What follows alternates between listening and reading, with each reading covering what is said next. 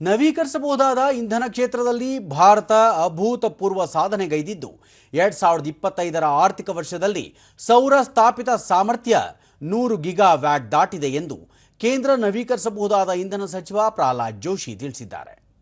ದೆಹಲಿಯಲ್ಲಿ ನಿನ್ನೆ ಅವರು ಭಾರತದ ನವೀಕರಿಸಬಹುದಾದ ಇಂಧನ ವಲಯ ಪ್ರಸಕ್ತ ಆರ್ಥಿಕ ವರ್ಷದ ಆರಂಭದಲ್ಲೇ ಗರಿಷ್ಠ ಸ್ಥಾಪನಾ ಸಾಮರ್ಥ್ಯವನ್ನು ಸಾಧಿಸಿದ್ದು, ಈ ಅವಧಿಯಲ್ಲಿ 25 ಗಿಗಾವ್ಯಾಟ್ ಸ್ಥಾಪನೆ ಮಾಡಿದ್ದು 2024ರ 18.57 ಗಿಗಾವ್ಯಾಟ್ನೊಂದಿಗೆ ಹೋಲಿಸಿದರೆ ಶೇಕಡಾ 35ರಷ್ಟು ಹೆಚ್ಚಳವಾಗಿದೆ ಎಂದು ತಿಳಿಸಿದ್ದಾರೆ. ಪ್ರಸಕ್ತ ವರ್ಷದಲ್ಲಿ 15 ಗಿಗಾವ್ಯಾಟ್ನಿಂದ 21 ಗಿಗಾವ್ಯಾಟ್ಗೆ ಏರಿಕೆಯಾಗಿ ಶೇಕಡಾ 38ರಷ್ಟು ಬೆಳವಣಿಗೆ ದಾಖಲಿಸಿದೆ. ಪಿಎಂ ಸೂರ್ಯಘರ್ ಯೋಜನೆ ಮೊದಲ ವರ್ಷದಲ್ಲೇ 11.01 ಲಕ್ಷಕ್ಕೂ ಹೆಚ್ಚು ಮನೆಗಳಿಗೆ ತಲುಪಿದೆ.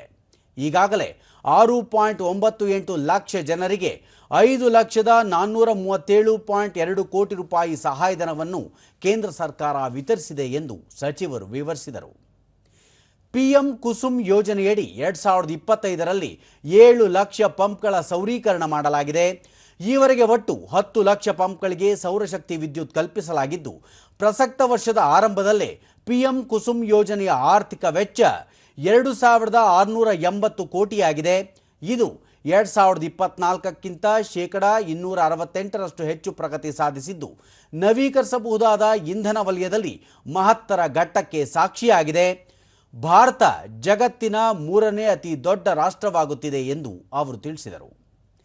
ನವೀಕರಿಸಬಹುದಾದ ಇಂಧನ ವಲಯದಲ್ಲಿ ಗಮನಾರ್ಹ ಬೆಳವಣಿಗೆ ಸಾಧನೆಗೆ ಪ್ರಧಾನಿ ನರೇಂದ್ರ ಮೋದಿ ಶ್ಲಾಘನೆ ವ್ಯಕ್ತಪಡಿಸಿದ್ದಾರೆ ಎಂದು ಇದೇ ವೇಳೆ ಸಚಿವರು ಹೇಳಿದರು.